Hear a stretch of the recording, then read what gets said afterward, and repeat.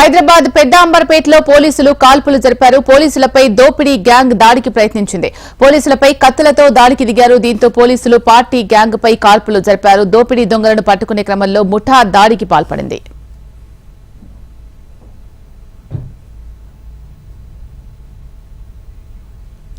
హైదరాబాద్ విజయవాడ హైవేపై ఈ ముఠా హత్యలు చేస్తూ దారి దోపిడీలకు పాల్పడుతున్నట్లు పోలీసులు గుర్తించారు.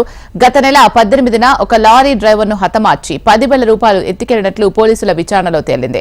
నార్కట్పల్లి వద్ద కారులో వెళ్తున్న వారిని బెదిరించి నగలు దోచుకున్నట్లు పోలీసులు గుర్తించారు. మన రాష్ట్రంలో ఈ ముఠా సభ్యులపై 10ల సంఖ్యలో కేసులు ఉన్నట్లు తెలుస్తోంది. ఇతర రాష్ట్రాల్లో కూడా ఈ గ్యాంగ్ పై కేసులు ఉన్నట్లు పోలీసులు అనుమానిస్తున్నారు.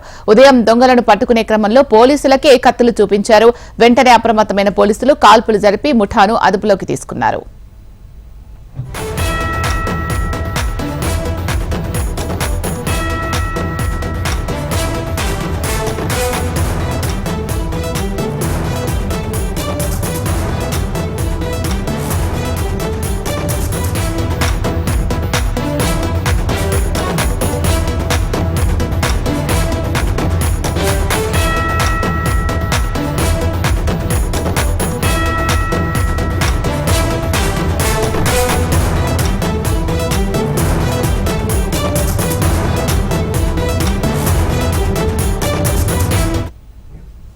హైదరాబాద్ పెద్ద అంబర్పేటలో పోలీసులు కాల్పులు జరిపారు. పోలీసులపై దోపిడీ గ్యాంగ్ దాడికి ప్రయత్నించింది. పోలీసులపై కత్తులతో దాడికి దిగారు. దీంతో పోలీసులు పార్థి గ్యాంగ్ పై కాల్పులు జరిపారు. ఇదే అంశానికి సంబంధించి మరింత సమాచారం మా ప్రతినిధి అమర్ అందిస్తారు. అమర్, చెప్పండి, ఇప్పుడు ఏంది పరిస్థితి?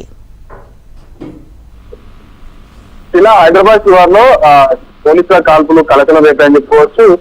ఏదైతే మనం చూస్తున్నటువంటి రింగ్ రోడ్ ఉందో నల్గొండ సంబంధించిన విజయవాడ హైవే రోడ్డు, ఈ హైవే రోడ్డు నుంచి నల్గొండ వెహికల్స్ తో పాటు విజయవాడ వెహికల్స్ అనేవి వస్తాయి. అయితే ఈ క్రమంలోనే నల్గొండ చెందిన అయితే పార్టీ గ్యాంగ్ సంబంధించి నల్గొండ జిల్లాలో చాలా క్రైమ్ చేసినట్టుగా గుర్తించారు. పొటంగూరు మండలంలో ఒక హత్య చేసి వాళ్ళ దగ్గర నుంచి దాడి దోపిడీ చేసి 10,000 వాళ్ళ దగ్గర నుంచి తీసుకున్నట్లుగా పోలీసులు గమనించారు. ఇలాంటి హత్యలు అంతర్రాష్ట్ర ముఠాలే చేస్తున్నట్లుగా పోలీసులు అయితే గమనించారు. నల్గొండ సిసిఎస్ పోలీసులు వీరిపైన పూర్తిగా నిఘా ఉంచారు. ప్రస్తుతం ఏదైతే గత నెల రోజుల నుంచి కూడా పార్థ గ్యాంగ్ సంబంధించి ఎక్కడెక్కడ సంచరిస్తున్నారు ఏంటి అన్న కోణంలో ఒకవైపు వాళ్ళపైన నిఘా పెట్టడంతో పాటు ఇంకా తనిఖీలు ముమ్మరం చేశారు. ముఖ్యంగా హైదరాబాద్ లాంటి ప్రాంతంలో ఎక్కువగా క్రైమ్స్ అనేవి జరుగుతున్నాయి. క్రైమ్స్ పట్ల కూడా కంట్రోల్ చేసేందుకు పోలీసులు ఒకవైపు రాత్రి సమయం కావచ్చు, తెల్లవారు సమయంలో ఎక్కువగా తనిఖీలు అయితే చేస్తున్నారు. తనిఖీలు చేసి ఏదైతే అనుమానిత వ్యక్తులు ఎవరైతే ఉన్నారో వారిని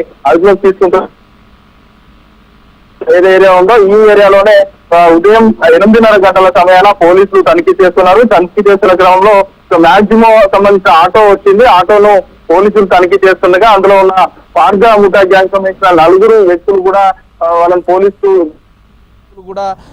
పోలీసులు గమనించారు. వెంటనే పార్థ గ్యాంగ్ ముఠా కూడా పోలీసులను చూసి అలర్ట్ అయి పారిపోయే ప్రయత్నం చేశారు. పారిపోతుండగా పోలీసులు నల్గొండ సిసిఎస్ పోలీసులు వాళ్ళని అదుపులోకి తీసుకునే ప్రయత్నం చేశారు. గొడవ జరిగింది, కత్తులతో బెదిరించే ప్రయత్నం చేశారు. దీంతో పోలీసులు ఆత్మరక్షణలో భాగంగా వాళ్ళపైన కాల్పులు జరిపారు. 2 రౌండ్ల కాల్పులు జరిపారు. ఒకటి గాల్లోకి కాల్పులు జరిపారు, మరొకటి నిందితుడు అంటే పార్థ గ్యాంగ్ సంబంధించిన ముఠా నిందితుల పైన కూడా కాల్పులు అయితే జరిపారు. మనం చూస్తున్నటువంటి విజువల్స్ ఏవైతే ఉన్నాయో ఇక్కడ వాళ్ళను పట్టుకునే ప్రక్రియలో భాగంగా పోలీసులు పట్టుకునే సమయంలో వాళ్ళ ఇక్కడ నిందితులు ఎవరైతే ఉంటారో పార్థ గ్యాంగ్ ముఠాకు సంబంధించిన సభ్యులంతా కూడా వాళ్ళకి సంబంధించిన అదుపులోకి తీసుకునే క్రమంలో వాళ్ళు ఇక్కడ చెప్పులను కూడా వదిలేసి జారుకునే ప్రయత్నం చేశారు. పోలీసులు పట్టుకుండగా కాల్పులు అయితే జరిగాయి. దీనికి సంబంధించి పోలీసులు పక్కనే ఉన్న పెద్దంబర్పేట పిఎస్ ఏదైతే ఉందో పిఎస్కి అయితే వారిని తరలించారు.